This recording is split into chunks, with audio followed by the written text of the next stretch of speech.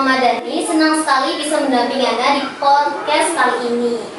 Dan tema-tema kali ini sangat relevan ya guys ya, yaitu tantangan dan peluang dalam dunia pendidikan.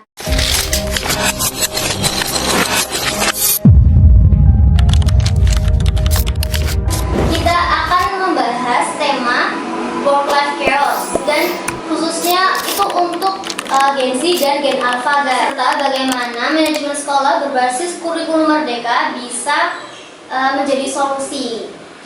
Dan kita kedatangan tamu spesial yaitu Bapak Askan Setiabudi, seorang praktisi pendidikan sekaligus trainer pengembangan diri yang aktif mendampingi sekolah-sekolah dalam mengimplementasikan Merdeka Belajar. Halo Pak Askan. Untuk mempersingkat waktu, saya akan mengajukan beberapa pertanyaan untuk Bapak Askan. Apakah Bapak bersedia? Siap, Pak Ju.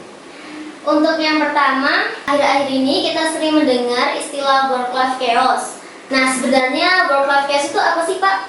Work-life chaos, sebuah keadaan di mana terjadi pembiasan atau pembatasan yang tidak lagi jelas antara belajar, kehidupan di rumah, pekerjaan, hubungan dengan teman, semuanya serba ngeblend, sehingga mau nggak mau terjadi yang namanya chaos tadi.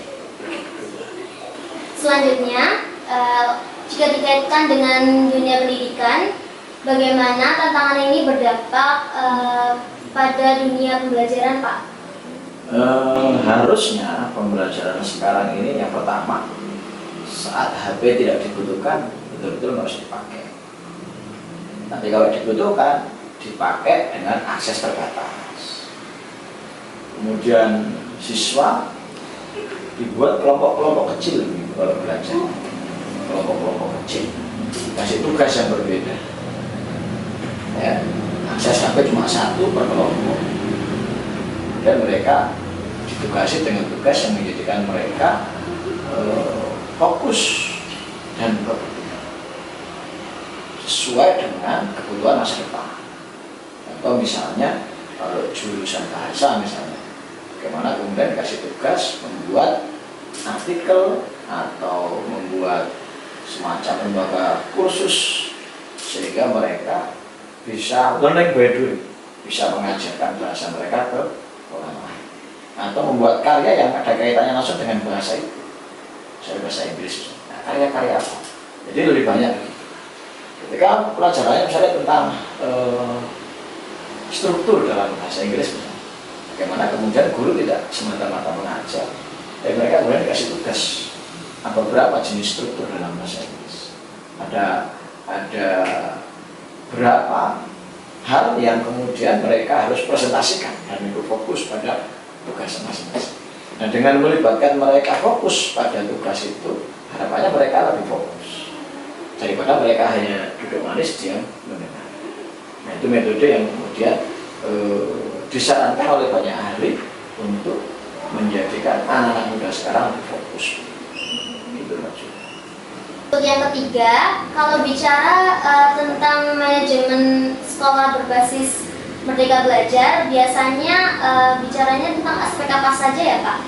Sebenarnya pembelajaran sejak dulu itu mesti menyangkut aspek kognitif, afektif, psikomotorik. Kognitif adalah logika berpikir. Biasanya mereka kan mendengarkan tuh.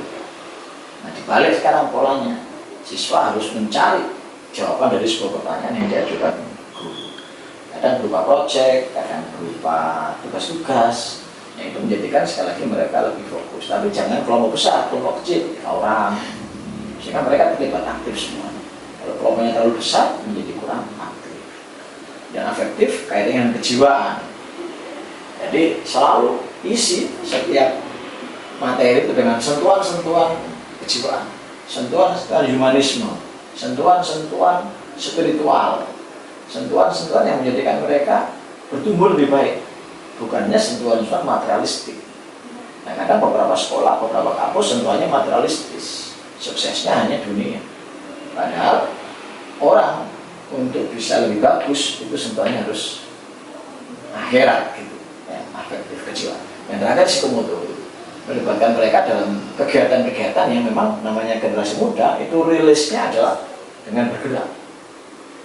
Jadi kegiatan yang kemudian menjadikan mereka mobile, dikasih kegiatan yang menjadikan mereka mobile, bergerak dari satu tempat ke tempat yang lain, sehingga emosi mereka tersalurkan di situ. Gitu. Yang keempat, biasanya tantangan terbesar apa sih yang biasanya muncul, Pak?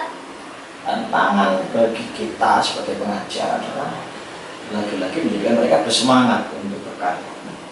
Hari ini anak muda suka sukses tapi pengen cara yang instan. Sangat amat jarang orang sukses di caranya instan. Harus ada ikhtiar yang lebih. Ini tantangan pertama. Yang kedua, tantangan berikutnya adalah menjadikan mereka lebih tahan banting.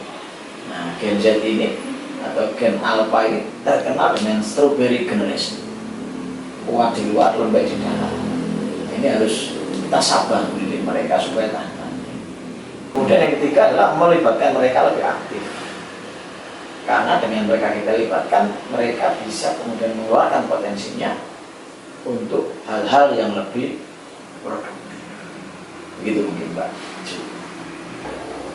Untuk penutup, apakah Bapak bisa memberikan tips untuk Gen Z dan Gen Alpha supaya bisa menghadapi work-life chaos dan tetap produktif dalam belajar? Bagi teman-teman, adik-adik yang Gen Z atau Gen Alpha, miliki skala prioritas dalam hidup, miliki jadwal dalam hidup, miliki perencanaan dalam hidup. Karena barang siapa gagal merencanakan, dia merencanakan bagaimana. Jadi kalau Anda nggak punya rencana tentang hidup Anda akan habis digilas dengan dinamisasi yang luar biasa chaos. Miliki skala prioritas. Skala prioritas ibadah, skala prioritas belajar, skala prioritas keterampilan, ya skala prioritas mungkin kesehatan. Kalau Stephen Covey itu mengajari kita dalam buku Seven Habits itu, Mbak, paling nggak kita mengasah terus 4 gergaji kita. Ada gergaji mental kita. Kita harus terus mengasah dengan hal yang positif sehingga kita tidak gampang stres, gitu ya. Kemudian mengasah hati kita dengan hal spiritual sehingga kita tidak mudah goyah dengan hal yang tidak baik. Mengasah otak kita dengan ilmu-ilmu pengetahuan sehingga kita lebih menonjol dibanding kompetitor, lebih pintar dibanding teman-teman yang lain, sehingga kita yang terpilih ketika suatu saat ada yang membutuhkan. Yang terakhir, melatih diri kita dengan berbagai keterampilan. Supaya apa? Supaya kita bisa hidup di masa depan. Karena ke depan orang yang nggak punya keterampilan akan tersisihkan. Orang yang nggak punya pengetahuan akan tersisihkan. Orang yang nggak punya kebaikan, karakter baik akan tersisihkan. Gitu. Jadi itu harus terus diasah, harus terus diutamakan. Sisanya baru boleh hiburan. Nah kadang kebalik, hiburan dulu, main game nggak selesai-selesai. Ya. Komunikasi ngalor itu di warung kopi nggak selesai-selesai. Apa kabarnya? Waktu. Nggak punya skala prioritas. Begitu. Wah, luar biasa sekali materi dari Bapak Astan ini. Terima kasih semuanya untuk yang udah nonton.